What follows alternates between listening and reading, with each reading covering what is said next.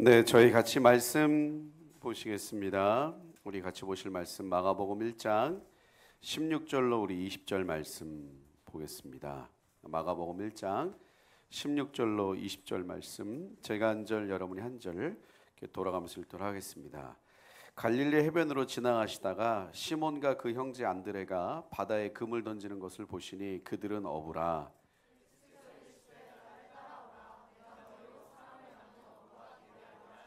곧 그물을 버려두고 따르니라.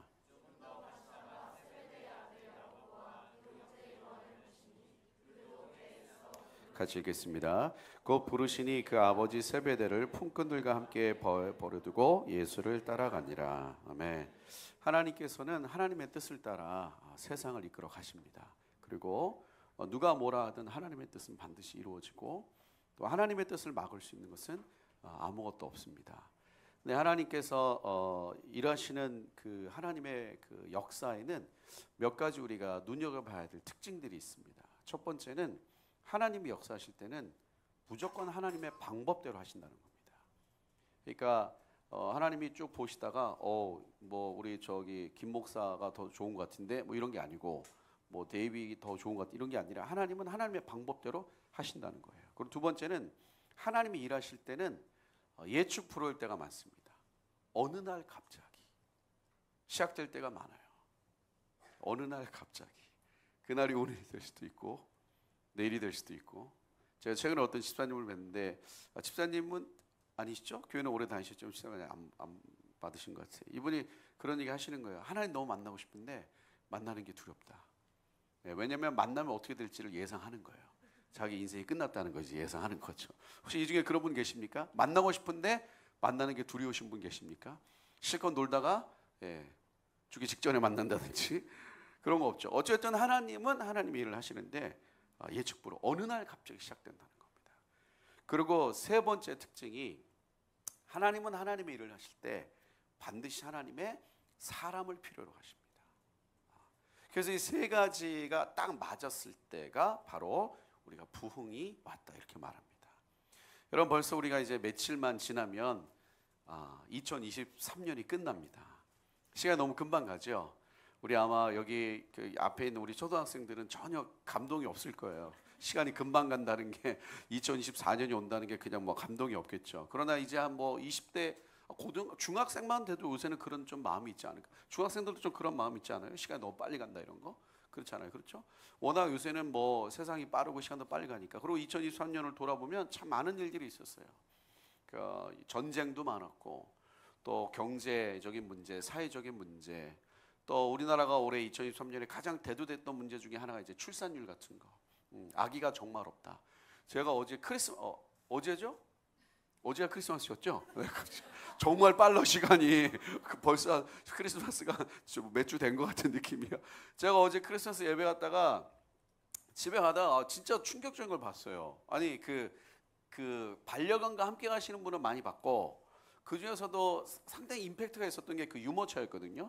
그 유모차에 강아지 이렇게 태우고 가시는 분들 있잖아요. 뭐 할렐루야. 그런데 어제 제가 본 거는 유모차에 강아지를 태우셨는데 그 강아지가 추우니까 털모자 쓰고 무슨 파카까지 입었어요. 그리고 유모차에 태운 다음에 유모차를 덮는 비닐이 또 있더라고. 있습니까? 그 투명으로 된 비닐을 해가지고 강아지를 넣고 어떤 젊은 분이 꽁꽁 추워가지고 이렇게 쭉 끌고 가시더라고. 굉장히 제가 충격적으로 봤습니다. 강아지가 과연 좋아할까 이런 마음도 좀 있고. 강아지는 털이 많은데, 어쨌든 우리나라 이번 2023년에 큰 이슈가 하나가 출산율이죠. 출산율. 여러분, 사실 우리 청년들도 기도 많이 하셔야 돼요. 그래서 우리 청년들도 꼭 다 결혼하실 거잖아요. 그렇죠? 혹시 이 중에 나는 결혼 안 한다고 하는 그런 사기꾼은 없을 거라 믿습니다. 그 사기꾼이고, 결혼 꼭 하시고 정말 주 안에서 너무 멋지고 아름다운 가정을 다 이루시고, 그리고 아이도 많이 낳으시고, 많이 낳으셔야 돼. 이게 출산율이 0.7%인데 이게 만만치 않죠. 대한민국이 지금 이제 어려움을 아마 내년부터는 더 어려워지지 않을까 이런 예상. 어찌됐든 2023년에 많은 일들이 일어났습니다. 그래서 우리 이번 주 또 청년들 캠퍼스 특별 집회하면서 또 우리가 한 해를 마무리하면서 내년을 바라볼 때 우리가 어떻게 해야 될까 이런 것들을 좀 돌아보는 시간들을 좀 가지려고 합니다. 일단 하나님은 하나님의 방법대로 일하십니다. 그렇죠? 그러니까 우리 예를 들어서 뭐 자동차가 새로 샀는데 새 자동차를 샀어요. 근데 몇 번 몰다가 고장이 났어. 그래서 카센터 갔더니 이게 그때그때 달라요. 그 말이 안 되죠. 그렇죠. 자동차 그때그때 다르면 안 되잖아. 정확하게 움직여야지. 하나님의 방법이라는 게 있습니다. 하나님의 뜻에 따라. 근데 이것이 시간이 지나면서 퇴색되는, 즉 우리가 세상에서 가질 수 있는 가장 큰 능력은 뭐냐면 변질되지 않는 본질을 갖는 거예요. 그러니까 문제는 세상이 강하기 때문에 어려워진 케이스는 지난날 2000년 동안 그 이전에도 단 한 번도 없었습니다. 세상이 너무 강해가지고 교회가 무너졌다. 세상이 너무 강해가지고 내가 무너졌다. 세상이 너무 강해가지고 내가 좀 뭐 어떻게 됐다. 뭐가 어떻게 됐다. 이런 케이스는 없습니다. 항상 문제는 뭐냐면은 변화되는 시대에 하나님의 본질이 조금씩 바뀌었기 때문에 문제가 생긴 거예요.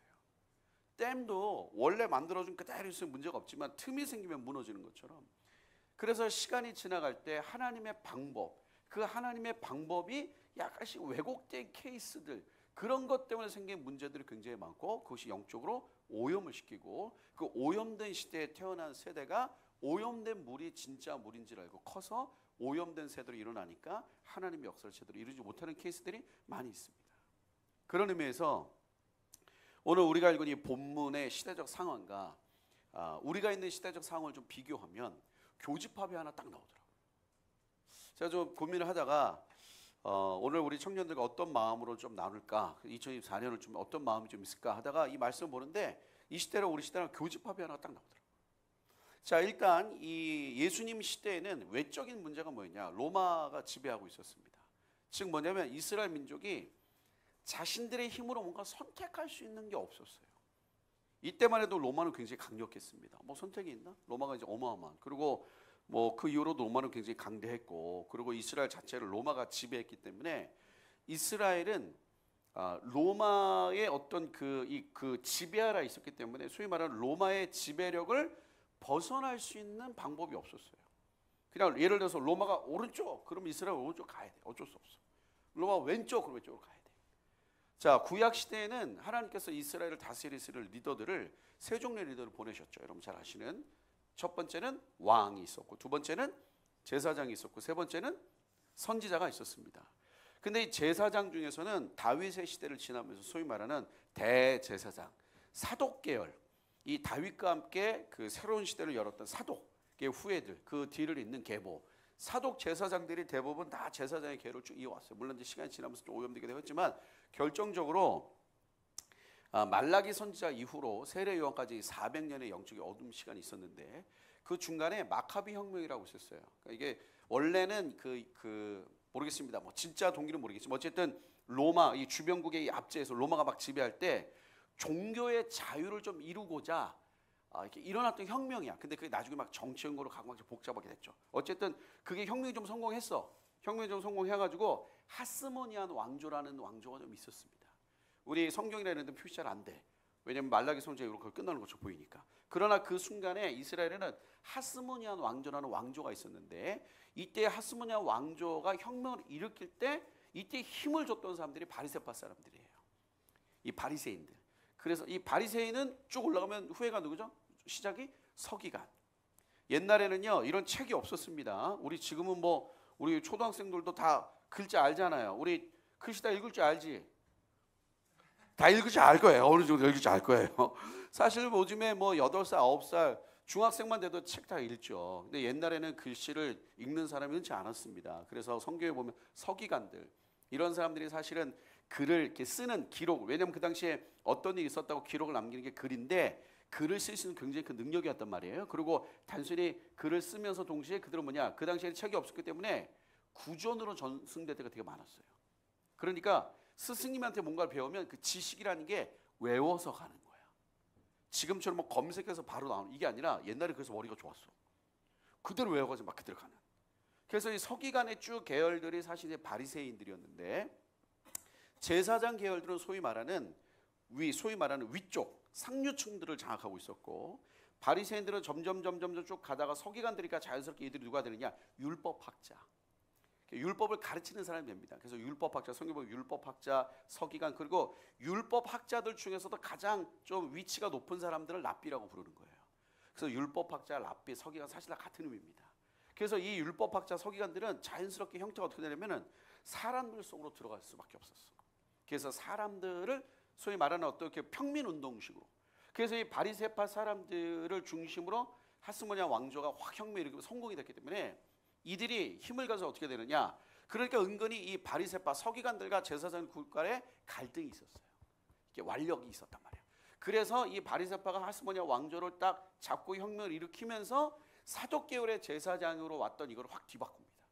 그래서 이때부터는 비사독 계열도 제사장으로 될 수가 있어. 근데 그때 초반에 누가 있냐? 이 바리새인들이 힘을 얻는 거지.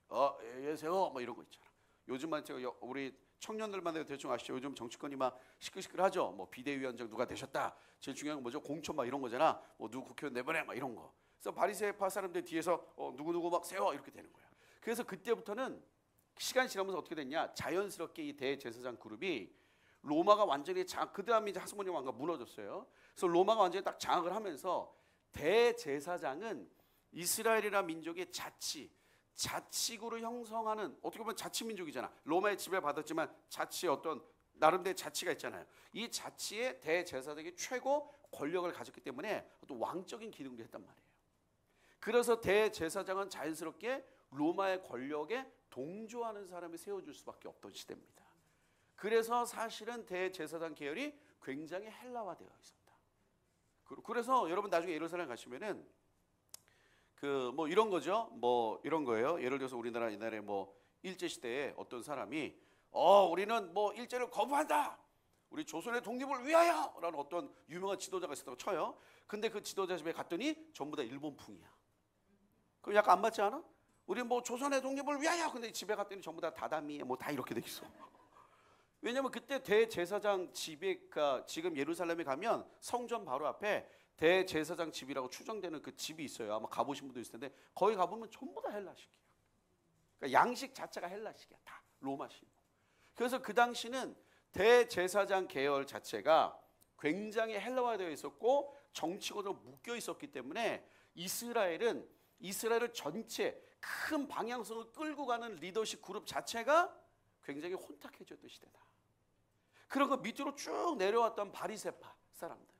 바리새파 사람들은 여러분 우리가 바리새인 하면 느낌이 좀 좋아요, 나쁘세요? 예를 들어서 여러분 친구들끼리 여기 청소년들 몇 명 있는데 너는 신앙 진짜 열심히 정말 신앙생활 열심히 하는 것 같아. 바리새인 같아. 그러게 칭찬이에요? 약간 매기는 거예요? 네? 우리는 왠지 바리새인 같아. 그럼 막 되게 싫어하잖아. 왜?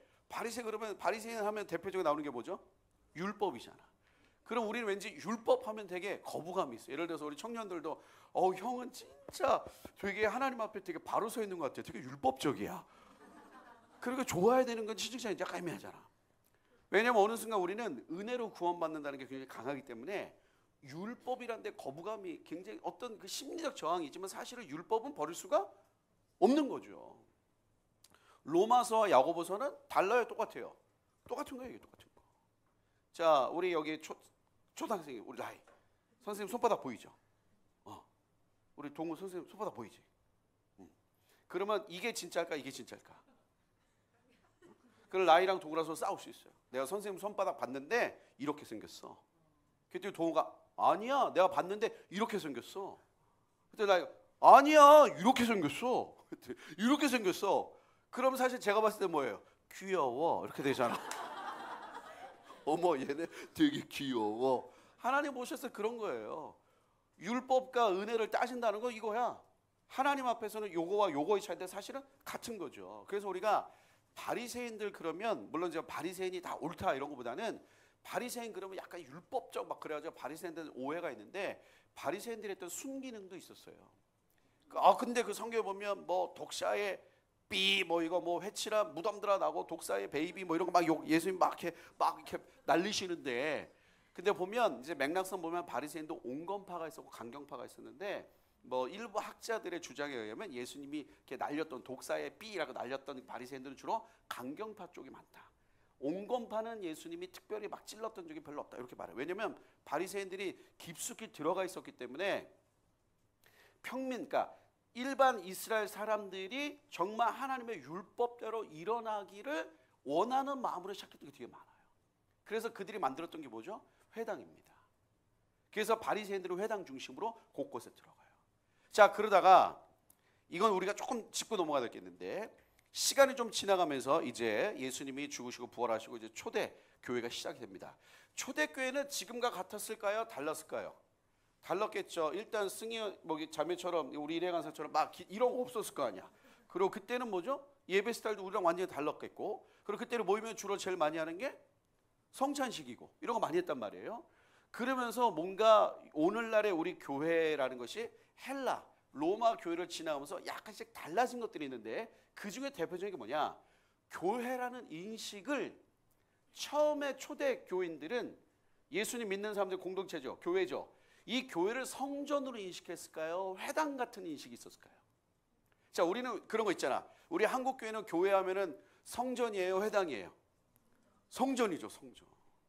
예를 들어서 어떤 교회 어떤 뭐 애들이 막 무대에 올라가서 막 장난치면, 지금은 많이 없어요. 옛날에는 어디 감히 성전에서 애들이 뛰어노냐고 뭐 이런 거 되게 많았어요. 그리고 이 교회 안에 있는 것들은 성전. 물론 또 우리가 하나님을 경외하는 마음이 좀 필요하긴 하지만, 그런 초대교인들은 이 교회라는 공동체의 모형을 성전 개념으로 인식했을까요? 회당 개념으로 인식했을까요? 그럼 여러분 어떤 게 맞는 것 같습니까? 이게 그 교회 지도자들, 그러니까 어떤 대통령이나 어떤 하나님의 백성들을 이끌어가는 최고 리더들을 라시라 그래요. 라시. 이게 뭐 라비도 되고 라시인데, 이 라시라는 개념은 약간 그 이제 선생님 이런 개념이 좀 강합니다. 그럼 초대교회는 목사님 있었나요? 사도행전 보면 그 뭐 예수님의 둘째 동생 이제 야고보 장로 나오고 동생 나오는데, 야고보가 최초의 목사가 되더라 이런 거 안 나오죠. 베드로가 드디어 목사 안수를 받더라 이런 거 안 나옵니다. 초대교회는 지금처럼 목사님 이런 개념이 없었어요. 우리는 목사님 하면 이미지가 뭐죠? 제사장이에요. 그렇죠? 목사님 하면 제사장입니다. 그래서 뭔가 목사님 하면 되게 이렇게 거룩하고 오해 없이 들어야 돼. 또 요거만 딱 짤만 들어가서 했다가 다 큰일 날 수 있어요. 뭐라고 하는 게 아니라, 목사님들은 제사장이라는 인식이 강한데, 사실은 이게 초대교회에서 로마 이 헬라로 쭉 지나가면서 약간씩 이렇게 이미지가 인식이 될 때, 우리 한국 교회 같은 경우는 교회를 성전이라는 인식이 되게 강해요. 사실 미국만 가도 사실 그런 게 별로 없습니다. 사실은 오리지널하게 보면 회당의 의미가 더 큰 거야. 예수를 믿는 사람들의 모임 중심인 거지 건물 자체가 중요한 건 아니잖아. 근데 성전은 뭐예요? 건물 자체가 중요하잖아. 성전은 제사장이 누군가 중요한 게 아니라 성전 자체가 중요해. 이런 의미에서 약간씩 틀어진 게 있어. 그리고 사실은 목사님도 어떤 제사장이라는 의미보다는, 그러니까 우리가 교회를 성전으로 인식하기 때문에 제사장이 돼버린 거야. 근데 회당으로 인식하는 순간 목사님은 제사장보다는 라시, 선생님, 어떤 목자, 이런 개념이 또 강화되는 거예요. 그러니까 이런 것처럼 약간씩 틀어지는 개념들, 그게 시간이 좀 지나면, 근데 그런 약간씩 틀어지는 개념들이 문제가 생기는 거예요. 그러니까 이 당시는 사독 계열의 제사장들이 끝나고 이런 아까 과정 때문에 이미 지도자들한테 헬라가 돼 있었고, 바리새파 이 사람들에서 강경파들은 하나님의 사람들이, 그러니까 이스라엘 백성들이 하나님께로 막 올라가도록 하는 초심보다는 자기들이 뭔가 정치적인 것을 더 장악하려고 하는 것들이 더 강화됐다. 그래서 진짜 이 하나님을 믿는 사람들, 성도들이, 지금의 입장에서 보면 이 성도들이 하나님 앞에 정말 온전히 서는 것을 원하는 지도자들이 많았던 시대다. 적었던 시대다. 적었던 시대다. 예수님 시대는 적었던 시대예요. 두 번째 특징이 또 뭐 있었냐? 하나님이 갑자기 하나님의 일을 시작하시는데, 하나님이 갑자기 시작하시는 것 같지만 사실은 성경을 보면 그러지 않아요. 하나님 기분파 아닙니다. 어쩌면 하나님 굉장히 확실한 티 같으셔요. 가만히 있다가 천사들 불러놓고, 야 오늘은 그냥 대한민국 붕 한번? 뭐 이런 게 아니고, 그리고 가만히 계시다가 티플리스에서 중국의 기도, 그럼 중국 한번 이렇게 오늘 한번 이렇게 붕 이런 게 아니라, 하나님은 계획대로 하나님의 뜻에 따라 하나님의 말씀대로 가십니다. 그래서 우리 얼마 전에 그 성탄 때 아마 여러 가지 교회에서 설교 들으셨을 거예요. 예수님이 이 땅에 오신 그 때 2000년에 오셨는데 왜 그때 오셨어요?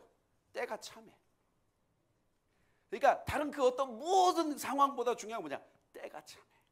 갈라디아서 4장에 보면 그런 말이 있거든요. 때가 참해 하나님이 여인을 통해 아들을 보내셨다. 때가 참해. 근데 그 때라는 것은 하나님만 하시는 거예요. 그럼 그 하나님만 하시는 그 때를 보는 걸 뭐라 그래요? 그게 선지자지 구약에. 지금 뭐야? 그게 영적 통찰력이고. 근데 이거는 세상과 전혀 달라.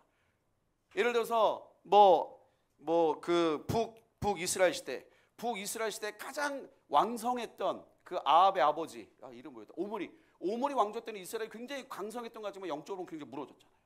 그런 것처럼 우리가 겉으로 봤을 때 이때가 땐 것 같지만 하나님 아직 때가 안 됐다고 생각할 수도 있고. 어쨌든 근데 그 하나님의 때인데 이 하나님의 때에 그럼 하나님이 일하실 때가 뭐냐? 그때는 항상 준비된 사람들이 있었을 때예요. 그러니까 뭐냐면 그때의 가장 핵심은 뭐 정세가 어떻게 되고, 여러분 하나님께서는 국제정세 아무 의미가 없습니다. 별로 동의 안 하시는 것 같은데, 아무리 세상이 난리를 쳐도 하나님께서 때가 됐어 그럼 다 바뀌는 거예요. 때가 되니까 갑자기 일어나가지고 호적조사로 해서 예수님이 그 유대 땅으로 돌아가잖아요. 가서 아기를 낳고 요셉이 가고. 지금 우리가 딱 겉으로 봤을 때 세상이 이렇게 돌아가고 세상이 이렇게 돌아가지만, 그래서 요즘에 보면은 세상이 이렇고 저렇고 막 분석하시는 분들 굉장히 많아요. 근데 가만히 봤을 때 여러분 그걸 잘 보셔야 됩니다. 그래서 그분들이 그렇게 막 말하고 나서 결론적으로 그렇게 말해가지고 그렇게 말하는 실체가 있는 건지, 그래서 그런 사람들이 있는 건지. 그냥 이렇고 저렇고만 말해요. 근데 사실은 엄밀히 따졌을 때 하나님의 때에 가장 중요한 건 뭐냐? 사람이 준비되어 있을 때야. 근데 이 준비된 사람의 기준도 조금 달라요. 여러분 우리 청년들 어떻게 생각하십니까? 우리 여기 청년들도 오셨는데, 여러분 청년들은 하나님께서 이제 2024년을 새롭게 시작하실 때에 충분히 하나님 쓰실 만큼 준비가 다 되신 분들이 맞죠? 네, 아멘도 계시고 이렇게 아멘 하신 분도 계시고. 기준이 뭐냐 이거죠. 기준이 성경을 한 100번 읽었으면 준비가 되느냐, 아니면 기도를 많이 했으면 준비가 되느냐, 도대체 기준이 뭐냐 이거. 기준. 어찌됐든 하나님은 갑자기 하나님의 일이 시작되는 것 같은데 사실은 때가 찼기 때문에 시작됐고, 그 때의 가장 핵심이 뭐냐? 준비된 사람이 있었다. 그래서 하나님은 세 번째 사람을 필요로 하시는데, 이 일을 하기 위해서 뭐를 하시냐? 하나님은 오늘 본문에 나왔던 핵심이에요. 부르십니다. 이게 어느 날 하나님의 부르심을 듣기 시작했다, 인생을 정리하셔야 됩니다. 왜냐? 하나님이 뭔가 일을 하시나 보다. 왜냐면 그냥 아무 생각 없이 막 사는데, 평소 아무 생각 없이 살던 청년이 갑자기 전화가 온 거야. 언니 시간 돼? 나? 남는 게 시간이야. 불러서 고마워. 그래가지고 언니 혹시 연말인데 시간 괜찮아? 네가 처음이야 불러준 사람. 그래 만났어. 그래서 그냥 이제 전화가 왔으니까 이제 그래 오랜만에 동생 만나. 우리 어디서 볼까? 우리 명동에서 볼까? 홍대에서 볼까? 어디서 볼까? 그래서 동생이 언니 교회에서 봐. 교회에서? 그래. 교회에서 만나가지고 어디 갈래나 보다. 그래서 만나러 갔더니 동생이 언니 우리 들어가서 같이 기도할까? 무슨 일 있어? 일단 기도하자 언니. 그래도 막 기도했어. 그러면서 갑자기 그 동생이 언니 내가 그저께인가 기도하는데 언니는 신앙이 좋잖아, 그지? 그럼 언니가 그럼 하면 속으로 어떤 마음이 들어요? 굉장히 당황하고, 얘가 평소에 어떻게 바뀔래? 이따고 질문을 할까? 뭐 이런 얘기를 하면서, 그런 겉으로는 굉장히 그럼 내가 뭐 그렇지 뭐 남는 게 뭐 믿음이지 뭐 이러면서 쭉 얘기를 할 거 아니에요. 그러면 무슨 일인데? 언니 내가 그저께 밤에 기도하는데 이상한 마음이 들었어. 뭔데? 이게 내 생각인지 뭔지 잘 모르겠어. 내가 자기 전에 기도를 했거든? 너 평소에 기도해? 올해 들어서 처음인 것 같아. 근데 왜 기도했어? 뭔 일 있었어? 아니 그게 아니고 그냥.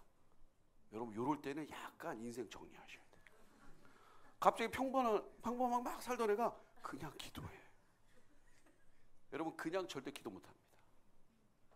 이게 사람들이 착각하는 게 있어요. 언제든 마음 먹으면 내가 하나님께 갈 수 있다는 착각이 있어. 이게 제일 무서운 착각이야. 여러분 예를 들어서 갑자기 뭐 친구랑 놀다가 야 우리 연말인데 좀 이렇게 인상 깊은 인스타 뭐 사진 좀 찍으면 어때? 좋지. 어떤 게 좋은데? 용산으로 고. 왜? 대통령 만나야 될 거 아니야. 왜? 인상 깊은 찍어야지. 그래서 둘이 지하철 타고 가지고 용산에 그 대통령실 가가지고 딱 들어가서 무슨 일 있죠? 저희가요 대통령 만나러 왔어요. 그리고 그분이 그러세요? 예약 번호 받으세요. 잘도 하시겠다. 누가 뒤로 보든지 거기를. 대통령 아니면 구청장은 어때? 구청장 조금 내려가지고 동네 구청 가가지고 무슨 일 있죠? 저희가 구청장님 뵈러 왔어요. 예약하셨나요? 아니요. 근데 왜 보러 오셨죠? 사진 찍으러. 잘도 만나 주시겠다. 아니 일반 세상의 지도자들도 우리가 함부로 못 만나는데 우리가 맘만 먹으면 하나님 만날 수 있어요? 물론 예수님께서 죽으심으로 휘장이 열려서 너희가 담대히 은혜의 보호자 앞으로 갈 수가 있지만 그 은혜의 보호자 앞으로 가고자 하는 그 마음도 하나님이 주셔야 돼요. 여러분 착각을 버리셔야 됩니다. 혹시 그런 분 있어요? 내가 좀 내 거 하고 하다가 조금 나중에 하나님께 찾아갈게요. 하나님 허락해 갈 수 있는 거지. 그것도 하나님이 허락하지 않으면 절대 안 됩니다. 그러니까 그냥 기도 없어요. 성경 어디에도 그런 거 있어. 구약에서는 그런 거죠. 구약과 신약에 약간 여러 가지 차이가 있지만 구약은 일단 보세요. 예수님이 이 땅에 오셨을 때 예수님 자신을 여러 가지로 표현하시잖아요. 나는 길이요 진리요 생명이다. 또 뭐로 표현하지? 나는 빛이라 그랬어요. 빛이 임하였음에 사람들이 몰랐다 그랬어. 그러니까 뭐냐면 구약은 빛 대신 예수님이 오시지 않았기 때문에 뭔가 영적인 빛이 확 비춰지지 않아서 이게 구약은 뒷배경에 대한 설명이 잘 안 될 때가 있어. 그러니까 구약에서 어떤 사람이 그냥 갑자기 한 것 같지만 사실은 하나님 뒤에서 움직이신 거거든요. 그게 신약에 와서는 명확해. 여러분 사도행전 읽어보세요. 그냥 있나? 그냥이란 게 어디 있어?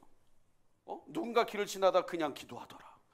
이 하나님이 감동 먹으셔서 뭐 이런 거 하나도 없어. 그러니까 그냥 기도했다? 이거 없습니다. 언니 내가 그냥 기도했어. 그럼 이제 똑똑한 언니들은 가면 하나님 뭔가 하시나 보다. 이런 애가 마음을 받았다면 정리해야 되겠다.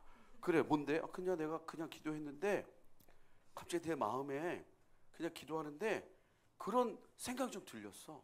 생각인지 뭔지 막 들렸어. 뭔데? 딸아, 내가 너를 원한다.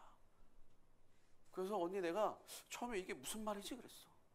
근데 계속 그때부터 지금까지 며칠 동안 기도하는데 마음에 내가 너를 원한다. 내가 너를 원한다. 그래서 언니 이게 하나님이 주시는 거야? 아니면 내 생각이야? 근데 갑자기 언니가 약간 이제 그 영적 이렇게 눈이 좀 약한 언니들은 앉아봐. 눈 감아. 내가 예수의 이름 명하노니 어디만 들어가라. 뭐 이런 것부터 푸닥거리 비슷한 것부터 시작하는 애들이 있어 또.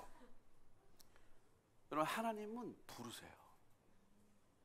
그러니까 지금 이때 예수님이 제자들 불렀을 시대는 뭐냐면요. 그럼 언제 부르시냐가 중요해요. 일단 예수님이 계셨던 시대의 특징은 첫 번째 지도자 그룹이 상당히 정체되어 있다. 뭐 이런 표현에서 죄송하지만 우리 한국교회도 지금 비슷해요. 우리 한국교회를 이끌었던 저도 뭐라고 담대히 말을 못하지만 지도자층들이 하나님 앞에서 정말 온전히 계신 분들도 있죠. 제가 최근에 만난 분들도 귀한 분들도 너무 많지만 대부분의 분들이 쉽지 않은 분들이 있습니다. 왜냐? 여러분 지도자는요 결국 두 가지예요. 이 두 가지 문제가 해결되지 않으면 온전히 세우기 어렵습니다. 첫 번째 뭐냐? 일단 지도자가 자기 거 챙기다 끝나는 거죠. 그게 경제적인 거든 명예든 뭐든 지도자가 리더가 자기 거 챙겨? 그게 무슨 리더야? 사꾼이지. 자기 거 챙기는 리더를 세상에서 뭐라 그래요? 보스라 그래요. 조금 다른 말로 토속적인 용어로 뭐라 그래요? 형님이라 그래요. 형님이라 그래요. 형님.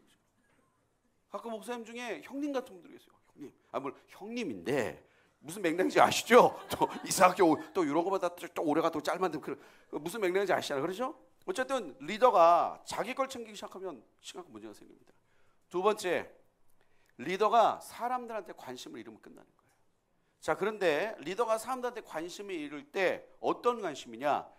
이 사람이 여러분 보세요. 하나님이 세우신 리더에게 제일 중요한 게 뭡니까? 여러분 다윗이 왕이 될 수 있었던 이유는 딱 하나예요.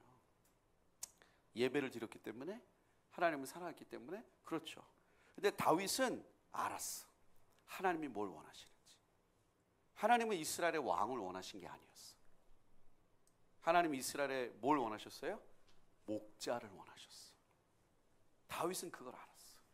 그 마지막 테스트가 언제예요? 부솔 시대예요. 다윗이 사울의 눈을 피해 시글락에 가가지고 어떻게 살았어? 다윗이 그 블레셋 그 땅에서 살아남을 수 있었던 이유는 뭐예요? 다윗이 갑자기 가만히 있으면서 뭐 했어? 성경에 보니까 침을 흘렸어. 수염에다가 침을 흘렸어. 다윗이 그때도 여러분 보세요. 다윗이 엄청나게 유명한 그 용사, 예? 블레셋에서 떨게 했던. 그리고 다윗이 이스라엘 차기 왕이 될 거라고 다 생각했던. 근데 갑자기 그가 블레셋으로 넘어왔네. 엄청 견제할 거 아니야. 근데 다윗을 봤더니 뭐야? 일단 눈이 풀렸어. 그리고 애가 갑자기 뭐해?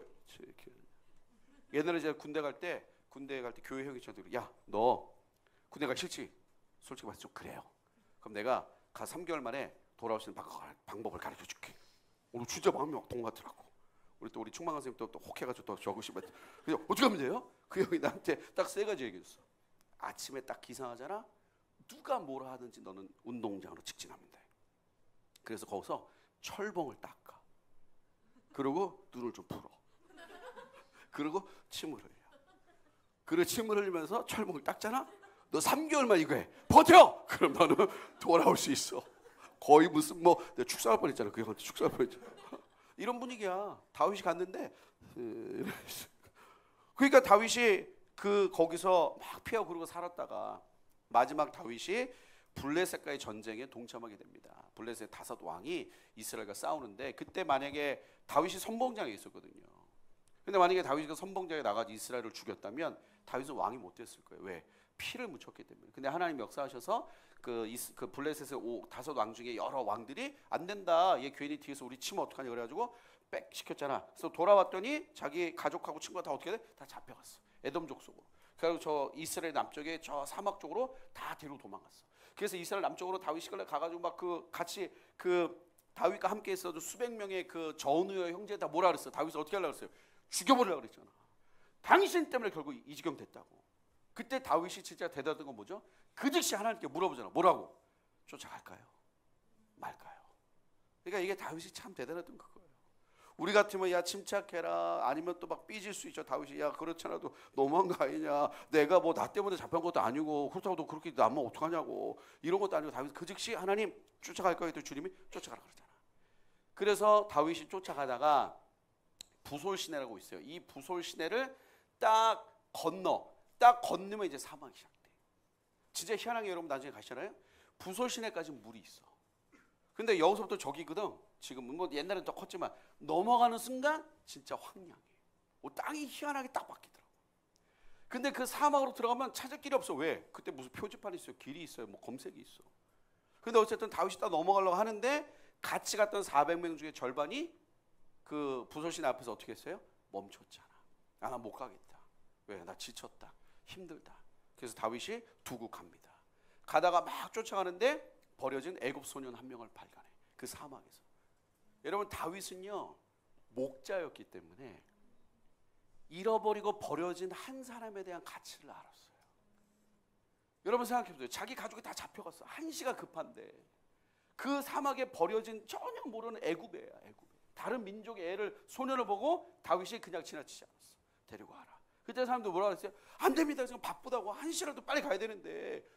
그때 다윗이 불러다가 싸매고 치유해줬더니 마침 걔가 누구야? 자기 가족을 데려갔던 에돔 족속의 수하였어. 그래서 걔가 알려줘가지고 위치를 찾아가지고 데리고 오잖아. 딱 왔더니 같이 가족을 데려갔던 나머지 사람들이 막 열받죠. 뭐라 그래? 여기서 혼자 남아있었던 200명 쫓아내야 된다. 얘네 언젠가 우리 배신할 거다. 얘네 언젠가 우리 뒤통수 칠 거라고. 다 쫓아내자. 여러분 이게 그 히브리어 원어를 보면은 이 사람들 이 장면에 이 사람들을 한국어로는 이렇게 여러 가지 표현이 있지만 히브리 언어는요 쫓아내자가 말했던 이 사람들을 사단이라는 표현이 있어요. 이 바알이라는 표현이 있어요. 그러니까 사단이 그때 뭐 한 거야? 충동질한 거고. 그러니까 이게 구약과 신약의 차이야. 신약에서는 어둠이 역사했다 이렇게 표현할 수 있지만 이때는 이게 빛이 임하지 않았기 때문에 이게 그 역사가 있는 거예요. 그때 다윗은 왕을 선택하지 않았어요. 왕으로서 선택했다면 어떻게 됐을까? 돌려보내야지. 그래서 다윗은 그때 목자가 된 겁니다.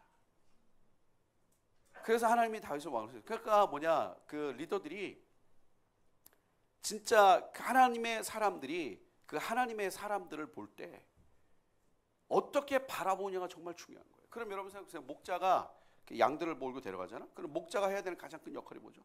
그 양들에게 제일 큰 역할이 일단 뭐 해야 돼요? 먹여야 돼요. 그리고 보호해야 되고 그리고 때려야 돼요? 어디 가려고 이게 뭐냐면 목자에게 있어서 가장 중요한 건 이 양이 잘 크는 거잖아. 잘 성장하는 거예요. 하나님의 리더들에게 가장 중요한 게 뭐냐? 자기에게 맡겨진 사람들이 하나님 앞에서 잘 크는 데 집중해야 돼요. 그게 우선순위가 돼야 됩니다. 여러분 가만히 보시면 리더는 결국 두 가지예요. 첫 번째, 자기 걸 챙기기 시작할 때 리더 무너지는 겁니다. 두 번째, 하나님의 사람들의 성장에 관심이 없을 때 무너지죠. 그 대표적인 게 뭐예요? 가끔 보면 그냥 성도들 다 모아놓고, 그런 데는 그런 교회도 있어요. 솔직히 모아놓고 성도들의 성장은 전혀 관계없이 너는 가만히 있어. 너는 주일 예배하면 잘 나와. 헌금만 잘 내. 이런 어떤 왜곡되는 것들, 어떤 흔들리는 것들. 근데 이때 이스라엘 시대랑 지금 시대랑 겹치는 게 있습니다.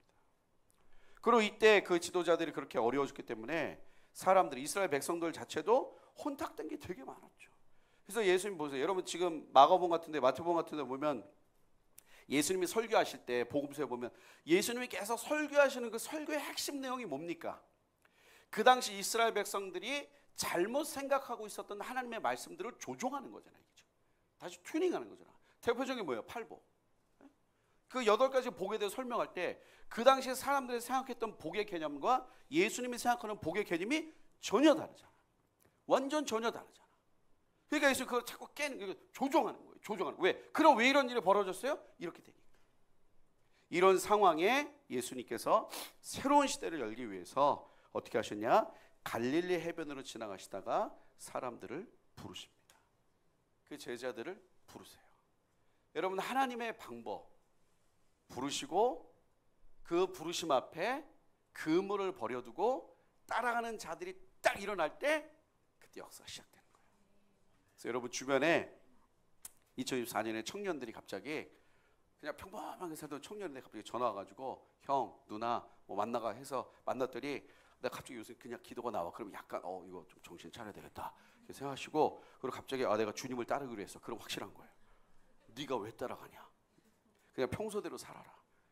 네가 왜 굳이 주님을 따라가냐? 그래도 막 감당할 수가 없는 은혜를 가지고 자기가 따라가겠다. 그래서 하나님의 새로운 역사 시작되는 거예요. 하나님은 항상, 예수님은 항상 사람들을 부르셨고 청년들을 부르십니다. 1800년도 초반에. 근데 그게 부르시는 그게 뭐냐면, 맥락이 뭐냐면요, 훅 들어오시는 거예요. 이 안드레와 또 시몬, 안드레가 뭐 하고 있었어요? 16절에 보니까 갈릴리 해변을 지나가시다가 시몬과 그 형제 안드레가 바다에 금을 던지는 것을 보시니 그들은 어부라. 뭐 하고 있었어요? 그물을 던지고 있었어요.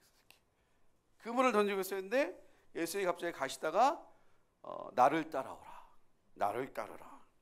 그랬더니 그물을 버려두고 쫓았어. 그리고 또 19절 보니까 조금 더 가시다가 세베대 아들 야고보와 요한을 보시니 그물을 막 깁고 있어. 그리고 가셔가지고 나를 따르라. 그랬더니 버려두고 즉각 따릅니다.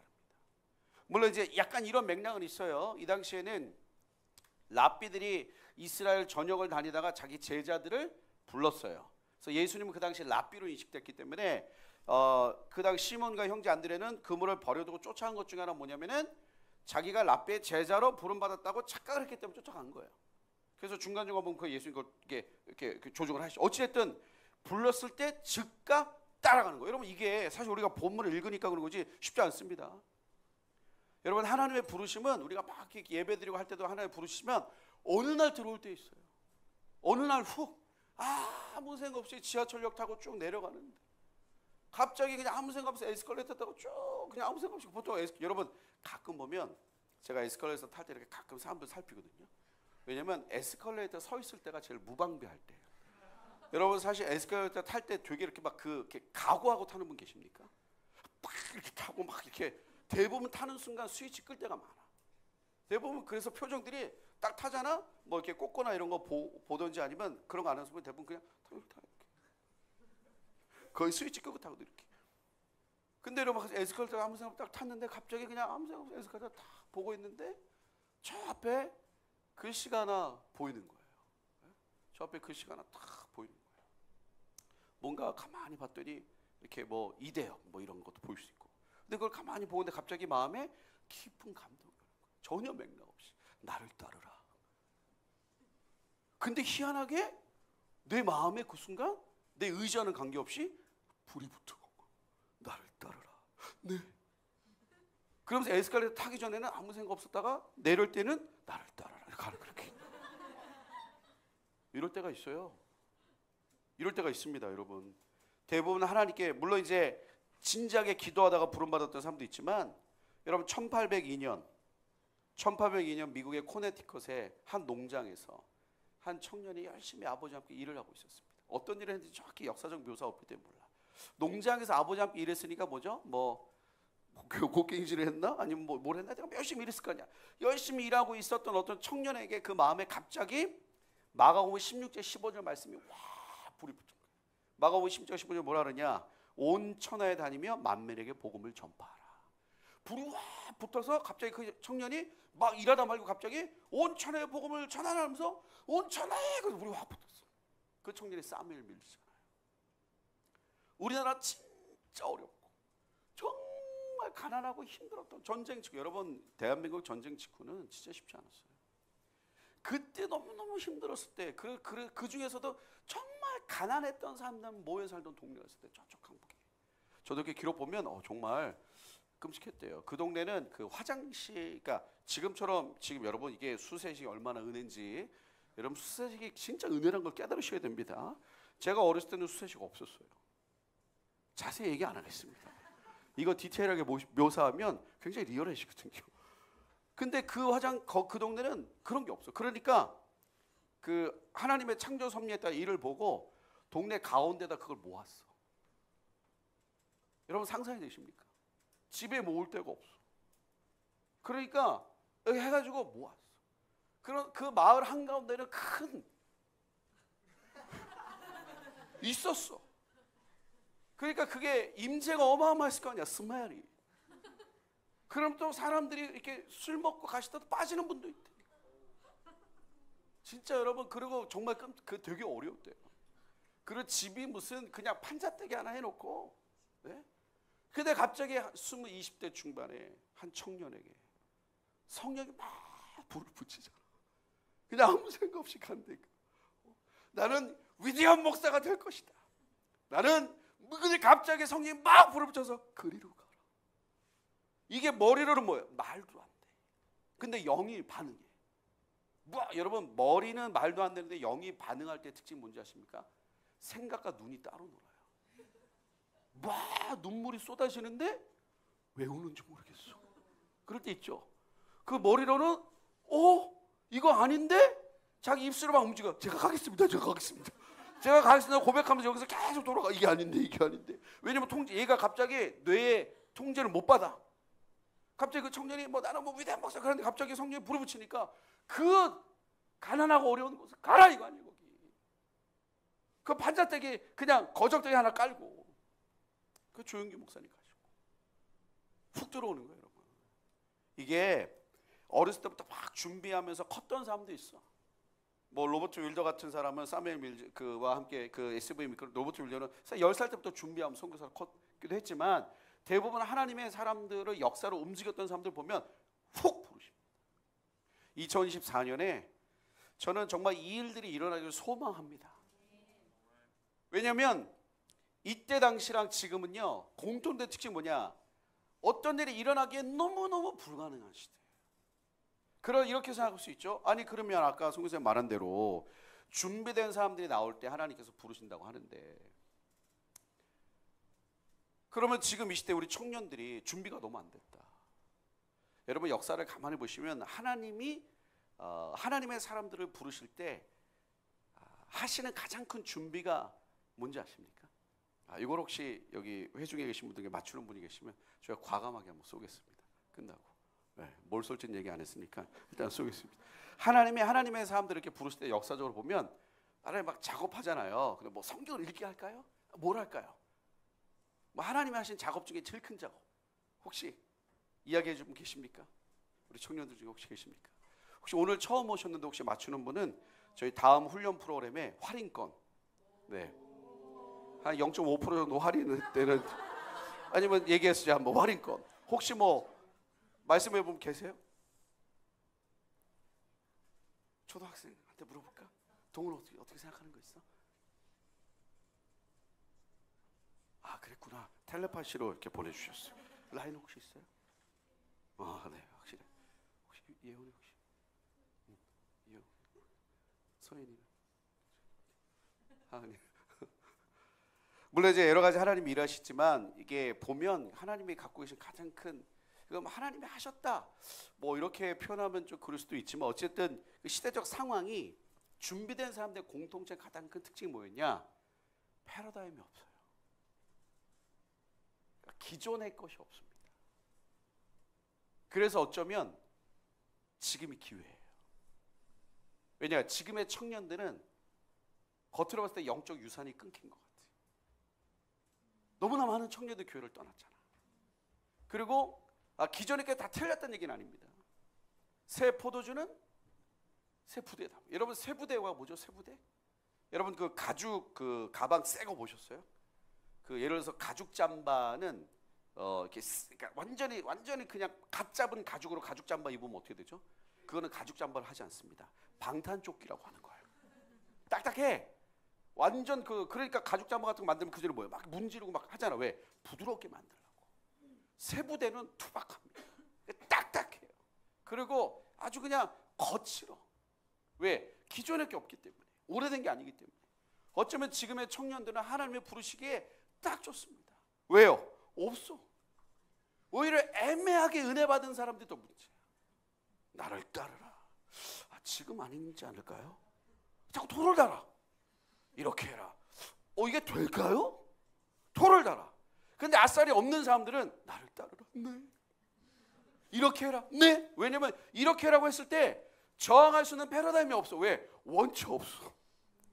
이거를 반박하거나 이거 아닌 것 같은데. 그래서 여러분 제일 힘든 게 뭐냐? 어정쩡하게 은혜 받은 게 제일 힘든 거예요.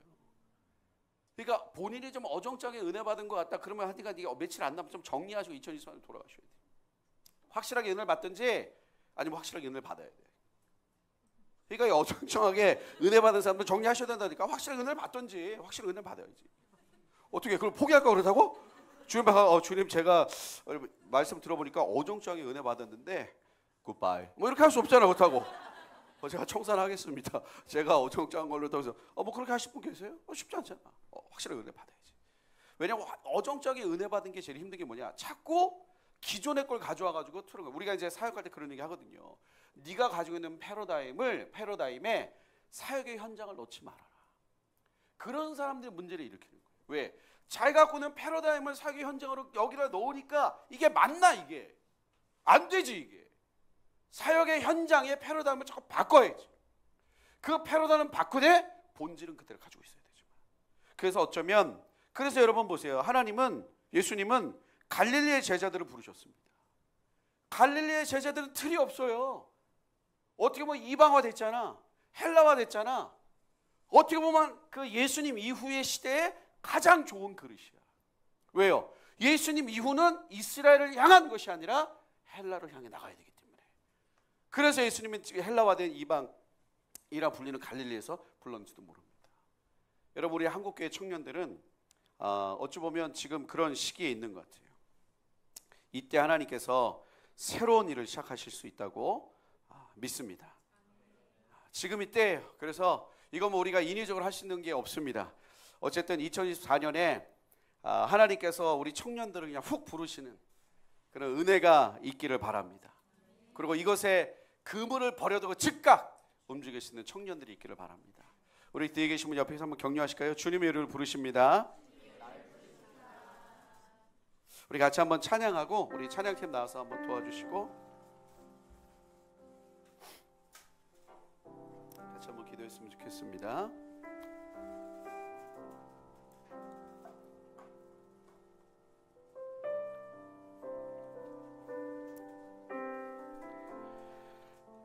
하나님은 어느 날 문득 우리를 부를 때가 있어요. 어느 날 문득 길을 가다가 아니면 아무 생각 없이 예배 자리에 나왔다든지 아니면 혼자서 조용히 성경을 읽다라든지 아니면 그냥 늘 하던 대로 자기 전에 기도할 때라든지 그때 어느 날 하나님이 훅 들어오셔서 말씀하십니다. 나를 따르라. 네 삶을 다오. 그때 그물이 뭡니까 여러분? 지가 해왔던 모든 인생이 이 안에 다 있잖아. 그 청년들에게 이 그물이 삶이었고 미래였고 목적이었고 라이프 스타일이었어요. 그 즉시 그물을 버려두고 주님을 따릅니다. 이런 자들이 필요합니다. 이런 자들이 일어날 때 하나님 세일을 행하실 수 있어요. 우리 좀 원하시는 분들은 함께 일어나셔서 같이 한번 찬양하고 우리 함께 주님 앞에 나가도록 하겠습니다. 나의 사랑 너는 어여쁘고 참 귀하다. 어느 보석보다 귀하다. 내가 사랑스럽지 않을 때 너를 온전히 사랑하고 함께하려 내가 왔노라. 주의 사랑, 주의 사랑, 이 사랑은 결코 변치 않아. 모든 계절 돌보시네. 푸른 마르고 꽃은 시드나 주의 말씀은 신실해.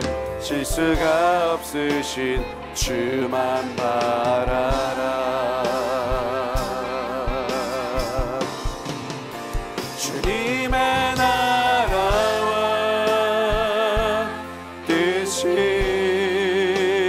나의 삶 속에 임하시며 주님 알기를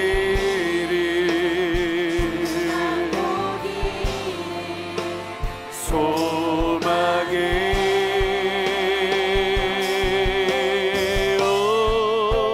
거룩히 살아가 힘과 두려움 없는 믿음 주신 나의 하나님 완전한 사람 찬양. 주님의 나라와 주님의 나라와 뜻이 나의 삶 속에 임하시며 주만 보기를 소망해.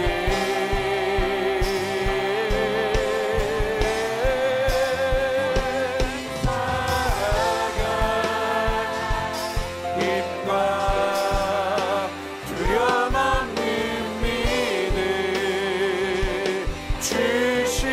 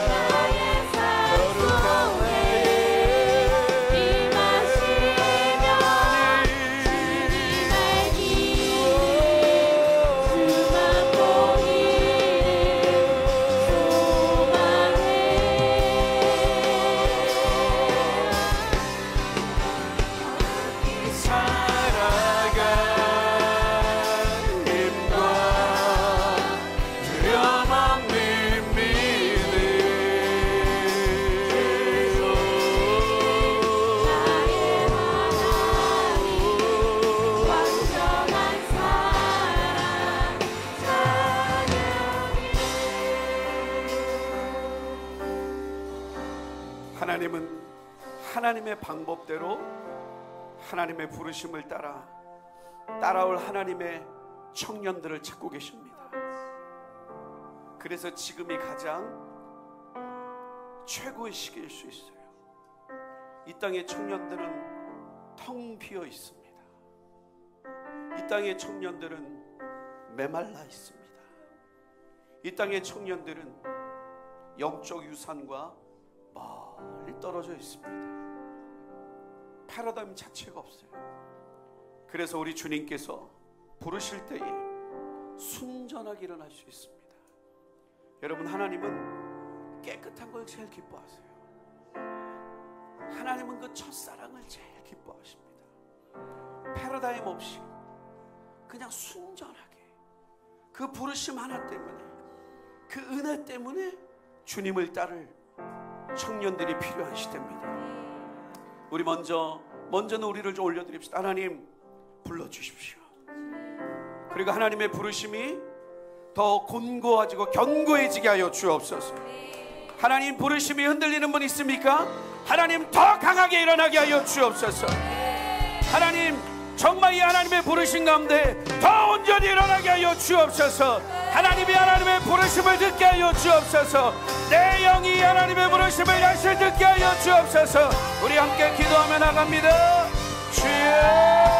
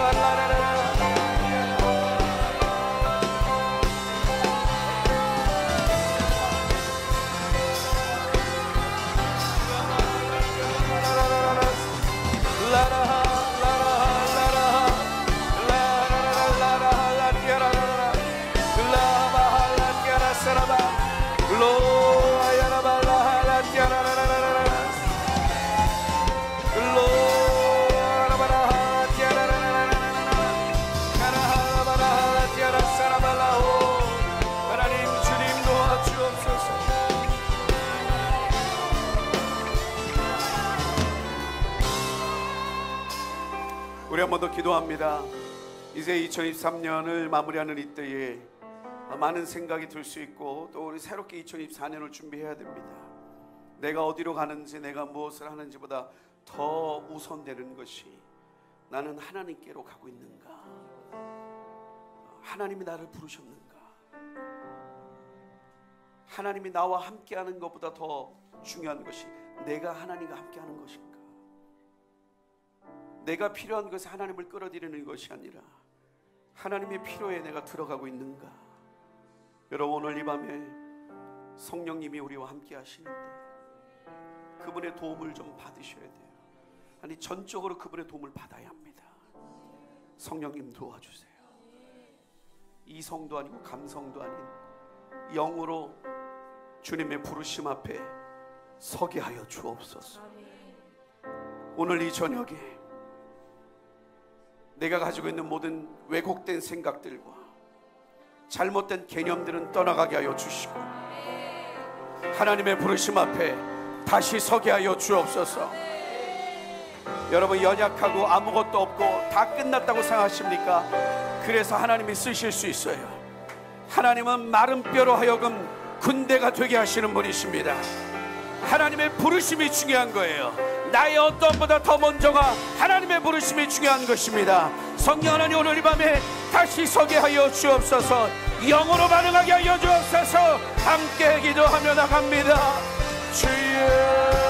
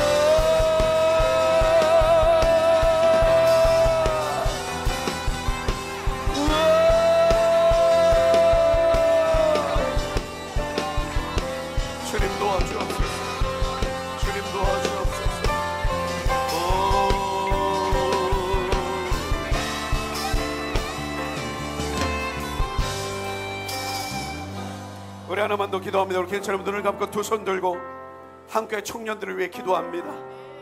하나님이 부르실 때가 됐어요.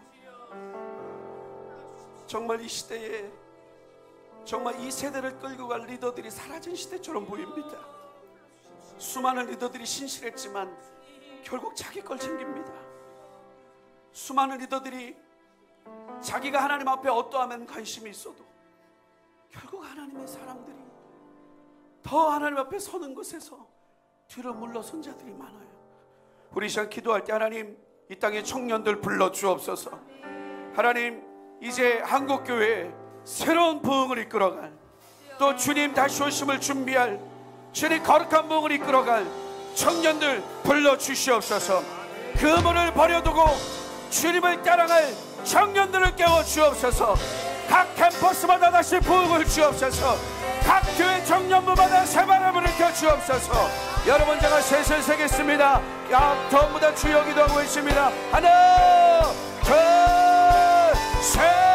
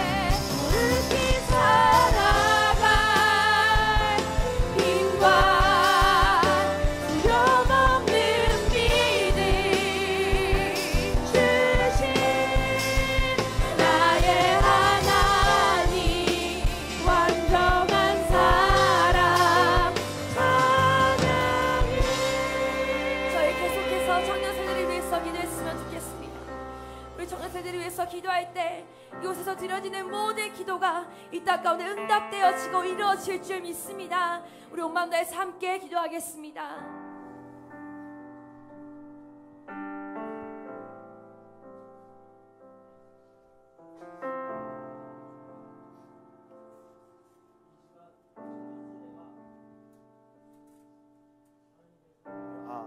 이 시간 청년 세대가 하나님을 사랑하며 자원하여 헌신할 것을 위해 기도합시다.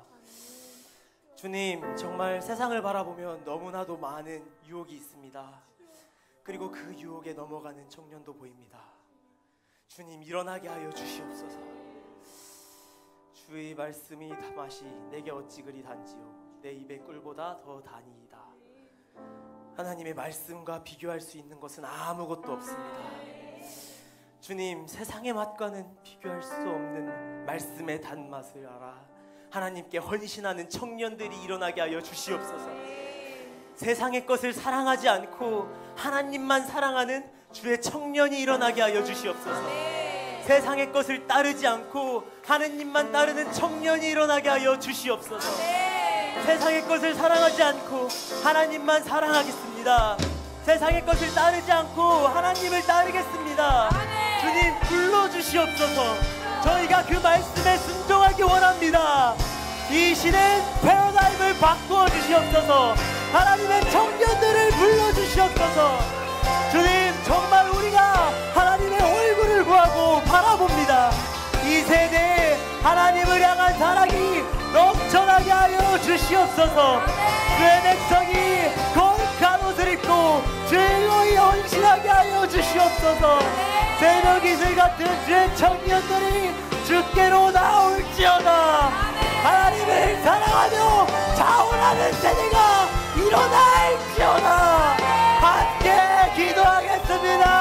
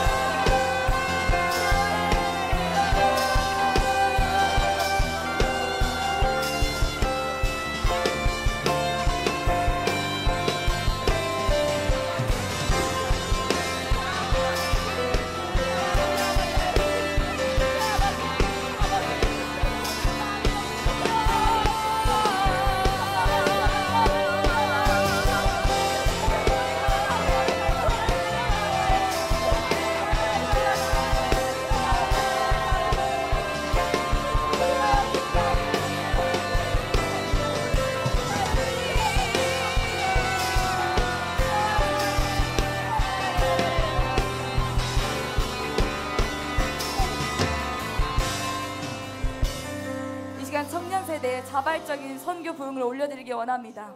청년은 누가 시켜서 하는 것이 아니라 자발적으로 능동적으로 주의 나라를 섬기는 세대입니다. 지금 한국교회, 아시아교회는 그 적극성이 너무나 떨어졌습니다. 회개합니다. 주님, 우리가 정말 잘못했습니다. 우리가 주의 나라를 섬기는 것에 그 모든 것이 후순위가 되었습니다. 주여, 이 시간 우리가 모든 것을 주께 올려드리고 우선순위를 모두 바꿉니다. 주님, 주의 권능의 날에 주의 백성이 거룩한 옷을 입고 즐거이 헌신하니 새벽 이슬 같은 주의 청년들이 주께 나오는도다. 아멘. 하나님을 너무 사랑해서 하나님 나라에 뛰어들며 주를 섬기는 새벽 이슬과 같은 청년들 일어날지어다. 하나님을 섬기는 것이 가장 기쁜 일이며 귀한 일임을 고백하며 목자 되며 살아가게 될지어다. 청년을 묶는 악한 음란, 게으름, 자기의 묵상의 영은 지금 이 시간 끊습니다. 주여, 전도하고 선교하며 자신의 영역을 깨우는 청년의 세대가 일어나게 할 주옵소서. 우리 이 시간 새로운 패러다임으로 사역할 청년들의 선교 부흥을 올려드리겠습니다. 주여, 주여, 주여, 주여. 아버지, 주여, 우리는 주의 것입니다. 아버지, 우리의 인생을 받으시고 아버지, 우리를 부르셔서